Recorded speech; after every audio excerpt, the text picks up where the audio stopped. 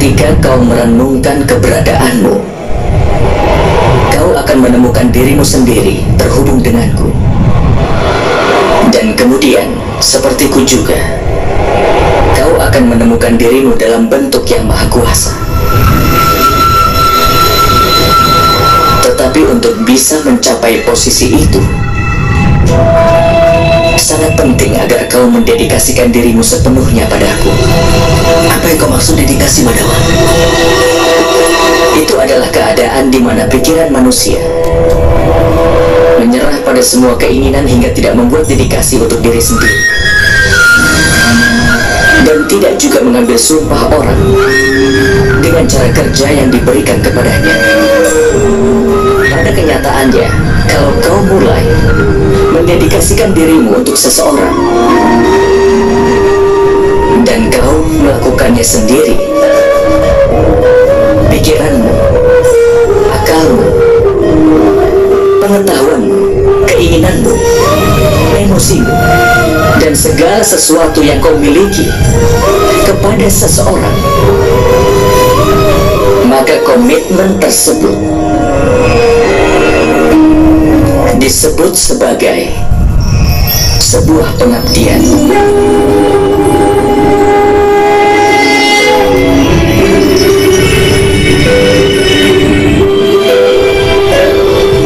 Seorang istri berkomitmen untuk suaminya. Prajurit berkomitmen pada panglima pasukannya. Sementara murid berbakti pada gurunya.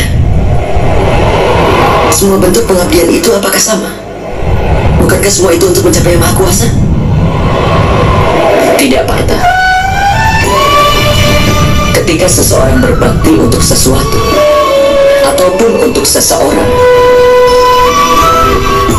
itu tergantung acuannya. Dia tidak meninggalkan ruang untuk keraguan atau pertanyaan pengabdian terhadap seseorang. Yang jahat bisa membuat orang menjadi memfitnah.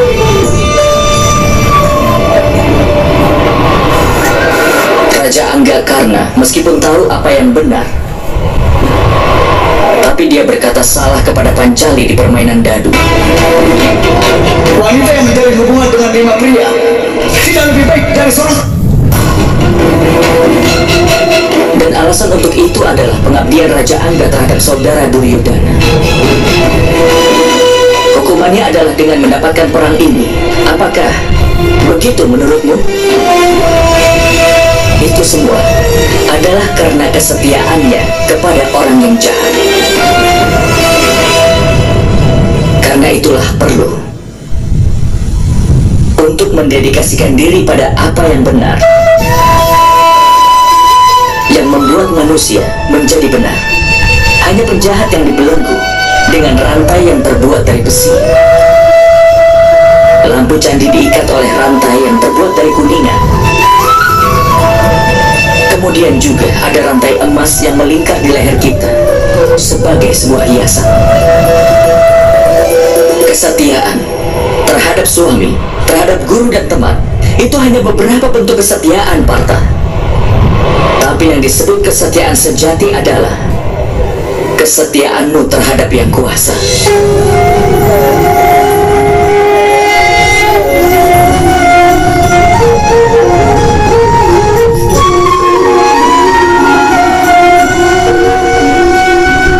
Tapi apa pengabdian terhadap Yang Kuasa harus dilakukan dengan Sankhya Yoga atau Karma Yoga? Karena Sankhya Yoga, manusia tahu bahwa mereka hanyalah jiwa. Dan karena Karma Yoga, mereka bisa membebaskan diri dari ikatannya. Dan karena pengabdian hingga manusia mengetahui wujud yang nyata dari Yang Maha Kuasa. Dan manusia juga bisa mengetahui tentang arti keadilan dari Yang Maha Kuasa. Manusia berada dalam lingkaran hidup dan mati, hingga demi mencapai kebahagiaan di dunia dan pengetahuan, manusia pun mengabdikan dirinya untuk Yang Maha Kuasa, yang menjadi tujuan utama dari semua jiwa. Maksudnya, tubuh manusia ini tidak ada nilainya, Madawa? Itu pasti bernilai, Partha. Tubuh manusia menjadi media bagi manusia untuk bertemu dengan Yang Maha Kuasa. Antara kematian dan juga reinkarnasi, di mana pengetahuan akan jiwa tetap aktif. Dengan segala pengalaman, pengetahuan, dan belajar dari kehidupan yang sebelumnya, jiwa pun menjadi bagian dari tubuh yang baru.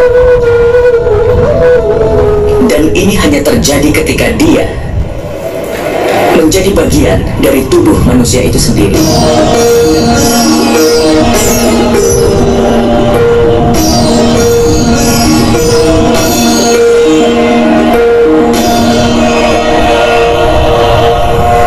Tapi Madawa, dengan membunuh orang-orang yang hadir di sini, apakah kita tidak menghancurkan kesempatan untuk menyelamatkan mereka?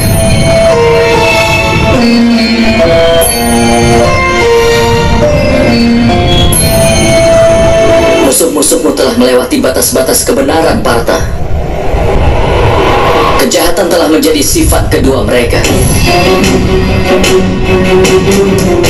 Keselamatan bagi mereka tidaklah mungkin.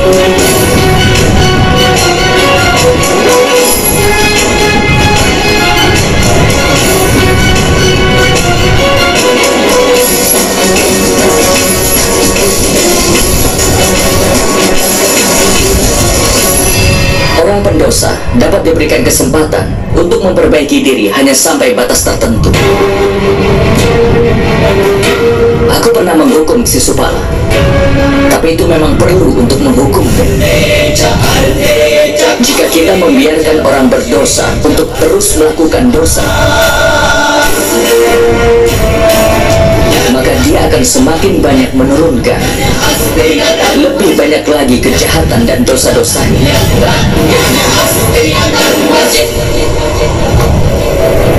Tugas orang baik adalah menghentikannya melakukan kesalahan lagi. Jiwa-jiwa ini tidak akan mencapai akhir, tapi tubuh mereka akan rusak oleh ketidakbenaran dan menjadi bagian dari tubuh manusia baru. Tetapi ada lebih banyak kesempatan lagi dalam tubuh baru mereka. Jika kau melakukan perang ini dengan pola pikir bahwa itu memang pantas, tubuh manusia bagi manusia adalah kekayaannya sebagai harga diri mereka. Mereka yang menempuh jalan kebenaran akan memurnikan tubuh mereka, dan melalui jalan itu mereka akan bertemu dengan jiwanya. Ini adalah hubungan antara Setra dan Setragna. Aku tidak bisa mengerti tentang hal itu, Madawa. Ketika ada yang tahu bahwa tubuh kita adalah seperti bagian dari tanah ini, artinya hanya tempat yang seperti Setra, dan orang yang mengerti tentang tanah tersebutlah yang ada di sana. Karena itulah maka dia menjadi seorang Setragna. Kemudian lewat tubuhnya bisa mengukur kemajuannya. Jiwa dalam tubuhnya akan menyeimbangkan 3 kebajikan itu. Dengan pengabdian untuk Yang Kuasa, dia bersatu dengan Yang Maha Kuasa. Yang dilakukan seorang pemuja adalah berbakti, bukan pengabdian, Madawa. Tidak, Partha. Itu langkah pertama untuk pengabdian secara nyata. Dalam kenyataan, pengabdian bukanlah tugas, tetapi itu merupakan sebuah keputusan. Sangat penting bagi manusia untuk memurnikan jiwanya melalui doa, penebusan dosa, kemurtadan, ritual yoga, dan juga pembelajaran diri, namun tetap berbakti pada Yang Maha Kuasa. Karena setiap manusia harus mencurahkan semua perhatian dan mengarahkan setiap nafasnya untuk Yang Maha Kuasa.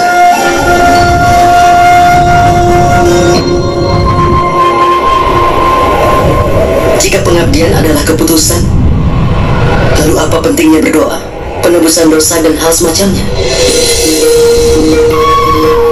Ada cara dan alat untuk membersihkan dirimu hari ini, dan nanti akan kotor lagi. Pikiran manusia akan tertuju lagi pada Yang Maha Kuasa hingga berulang kali. Karena itulah perlu untuk berdoa, penebusan dosa, pembelajaran diri, dan yang lainnya, supaya kau selalu ingat setiap waktu bahwa hidupmu adalah pengabdian untuk Yang Maha Kuasa. Tidak penting bagian sungai mana yang kau selami. Yang penting adalah bahwa kau bisa menyelam. Hanya ada satu dedikasi dari Bhakti Yoga, bahwa dengan menyerahkan kehidupannya ke Yang Maha Kuasa, manusia harus meneruskan pengabdiannya untuk Yang Maha Kuasa agar dia bisa menjaga kebaikan dalam hidupnya. Lalu apakah kebajikan dan kebaikan itu, Madhawa? Tanpa alasan, demi kepentingan diri melakukan kekerasan adalah dosa. Sesungguhnya, anti kekerasan adalah dharma yang utama.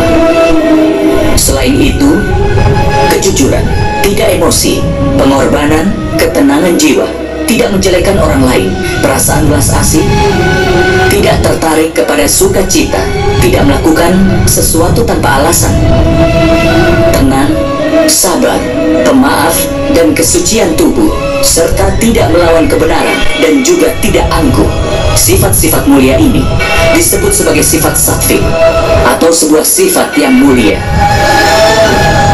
Dengan ini manusia bisa melakukan kebaktian, artinya bisa berbakti kepadaku sambil menjalankan kewajiban dalam hidupnya, sambil menegakkan kebenaran dan hidup tanpa mengharapkan pahala dari perbuatannya. Akan aku berikan ketenangan, dan setelah kematian ku beri tempat untuk bersemayam dalam diriku.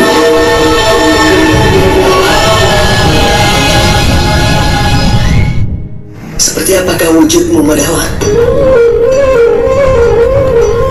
Melalui media Samya Yoga, aku harus tahu bahwa aku punya jiwa, aku abadi, dan berada dalam tubuh yang mana ini hanya untuk sementara waktu. Melalui tindakan yang tanpa pamrih, aku ingin tahu apakah orang yang mengorbankan keinginannya demi pamrih bisa melaksanakan tugasnya,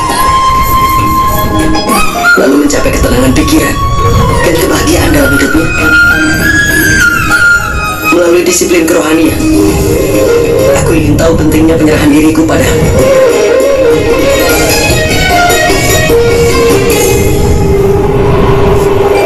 Tapi Madhawa, kau pernah mengatakan bahwa Yang Maha Kuasa bukanlah manusia yang berdiri di semua tempat.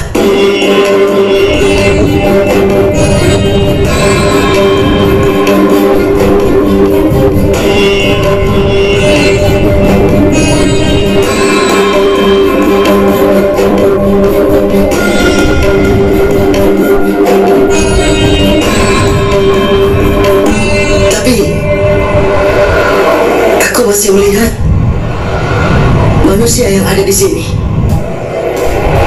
hanya manusia, Madhawa.